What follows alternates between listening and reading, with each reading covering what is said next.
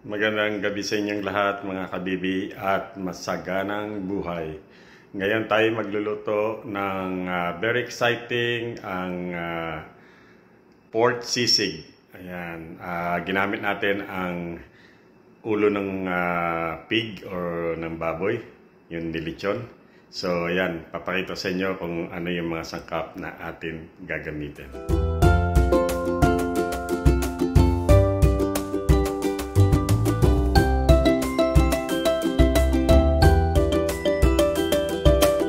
So ito mga kabibi yung ulo ng baboy na nilitsyon. Yung nabibili natin to sa mga Chinese restaurant. So ito nakuha ko siya ng $7. $8 I think, yeah. So isang buong ulo to ng baboy. So sineparate ko na yung laman para naman hindi actual na nakita yung ating head ng pig. Yan yung nilitsyon. So anyway, ito pa ang ating sangkap na gagamitin. Meron tayong chicken liver. Ayan, inanan natin sa kawali. Prinito lang natin slightly at ayan ang kinalabasan. Tapos meron tayo dito na mga sangkap na dahon ng sibuyas. Pakita ko sa inyo mga kabibi kung paano natin hiwain. Kasi meron akong dapat i-explain kung paano hiwa ng sibuyas. Of course, hindi mawawala sa sisig ang siling labuyo. Ayan, at lemon. Ayan. Ito, gumamit tayo rito sa isang ulo ng baboy, mga 4 na lemon. Ayan. At ito yung lalagyan natin mamaya haluin. So yan mga kabibi, explain ko sa inyo kung paano kanina sabi ko sa inyo kung paano hiwain. Hiwain siya ng manipis kasi kailangan ang sibuyas ay details din ang pag niya, hindi naman yun siya yung matutunaw kasi kailangan to nasa details yung pag kinain mo yung sisig, yung makakain mo yung onion. Ayan. So ganun lang kasimple, kaya ako lang pinakita sa inyo. Tapos yan, marami na tayong sibuyas. Sibuyas na pula ang ginamit natin, Tapos ayan. Tapos ito yung kutsilyo na gagamitin natin. Na kasi nga tatadtarin natin siya, Ito, let's say, ito yung karne. Gawin lang natin dito, igagawin ko lang natin siya. Iwain lang natin siya ng uliit. Tapos mamaya tatadtarin natin na. Ayan. Ganon din gagawin natin dito. Hiwain lang natin siya ng maliliit. Tabi ko lang muna to. Ayan, tapos tatadtarin din natin yan. So yan mga kabibi, magkita-kita tayo ulit sa second video at papakita sa inyo kung paano natin natadtad lahat ang ating napakasarap na pork sisig. Bye for now. Mga kabibi, ito yung tinabi ko sa inyo kanina na ginawa natin. So asmat, i-dice natin itong lechon, yung ulo ng baboy. Ayan. Ganyan siya, pipinoyin pa rin natin ng kaunti. Tapos yung katerno niya, itong chicken liver. Ayan. Ganito rin. So lalagyan din natin siya ng parang hiwa na i-dice din natin siya nakamukha nung isa. Pero mamaya rin natin ito. I-blend natin yung the rest. Itong siguro mga ganyan. Para yun ang magbibigay ng thickness sa atin sisig. Okay, so this is the chicken liver. In-slightly fried natin. Tapos ito yung ulo ng baboy or Yung lechon na head. Ito yun. So, ayan mga kabibi. So, nagkaroon tayo ng konting technique dito. No? Iniwan natin na strip as much. Para tapos iwain lang ng ganito. Para madali lang siya ma-pino. Kasi nga kapag dinirect nyo is okay rin. Yan, medyo ingat. So, ano lang tayo rito, ingat kasi nga granite yun natin, no? Baka mabalik. Ayan, ganito lang yung gagawin nyo. Napakasarap na sisig to. Ito yung tinatawag na sisig Kapampangan. Ayan. So, idadice ko pa natin ito ng konti. Napakita ko lang sa inyo yung pinakang nagugas tayo ng kamay mga kabibi. So, ito yung minins din natin na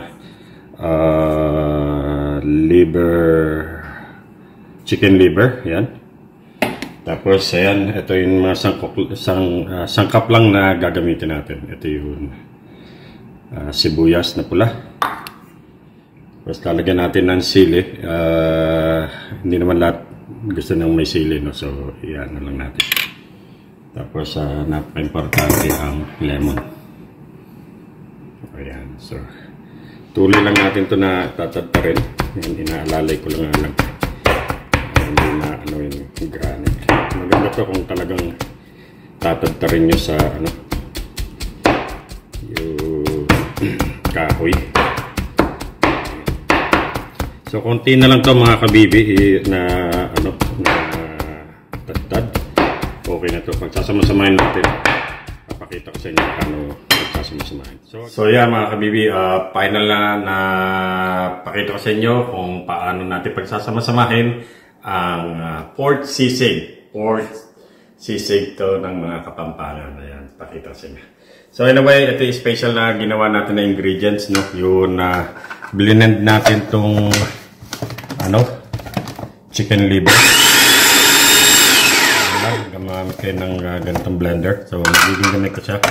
So, ang rason kaya natin siya blend, ito yung magiging creamy, So, hindi tayo gagamit ng mayonnaise. Itong natin. So, ilalagay ko na to. Bigyan ko lang ng isang tapa, Ayan. Para lang yun tayo nagdadal. So, nakuha ko na yung tamang size na gusto ko. So, ngayon, pagsasama-samahin na natin. Okay, so simple. Sama-samahin nyo lang siya dito sa ating bowl. Ayan.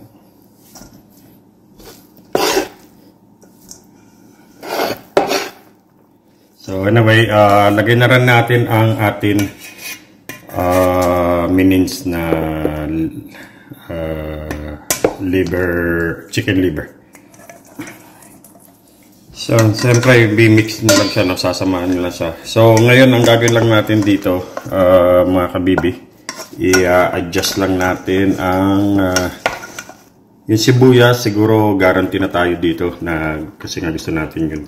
Kung makikita nyo yung sibuyas, na hiwa-hiwalay siya, hindi siya yun bang nagtubig, kasi hindi maganda yung ganun kailangan mangunguya nyo yung sibuyas at saka nasa texture ng sisig. Anyway, sa atin naman lemon, siguro okay na to. Medyo may buto. Yan, salain na natin, okay na to siguro. Pero sa inyong panlasa, kung aanin natin, nasa inyo kung gusto nyo yung maasim pa or ano. Okay. Okay na to muna siguro. Titikman natin kung haluin lang natin siya. Ayan. Tapos yung sinabi ko nga sa inyo na magpapasarap sa atin sisig. Ito yung chicken liver. Para na siya naging liver spread, Ayan. So, sasagadin na lang natin ito mamaya para ayoko naman na humaba ang ating video. So, ganyan lang kasimple,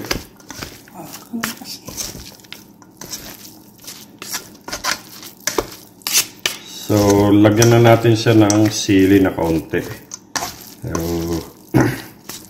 para lang mag-garnish siya, no? Pero hindi natin papakaramihan dahil nga ang family natin ayaw. Pinakita ko lang sa inyo na ano. So, ayan. Hindi na natin sa ma-video. So, bibigyan ko lang siya uli ng konting halo. Ayan. Tapos serve natin to ng yun sa ano, yung sizzling plate ba yun? Yung para mainit ang ano natin. Okay. So ito na ang atin napakasarap na pork sisig. Ayan. So again guys, thank you so much for watching my video na in-upload. Again, ito yung Kabibi. Cook with me. Kabibi, halika, magluluto tayo ng naparaming pagkain Filipino. Dito yan sa Kusina Sagasibo. Another aloha, mahalo, mahal ko kayo lahat. Kita-kita tayo again sa next video. Bye for now. God bless you all.